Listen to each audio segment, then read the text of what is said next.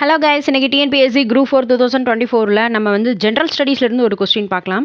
கீழ்காணும் வாக்கியங்களில் எவை சரியாக இமயமலையுடன் தொடர்புடையது அப்படின்னு ஒரு கொஸ்டின் கேட்டிருந்தாங்க. சாஸ்கர், லடாக், கைலாஷ் மற்றும் காரகோரம் ஆகிய முக்கியமான மலைத்தொடர்கள் டிரான்ஸ் இமயமலையில் அமைந்துள்ளது.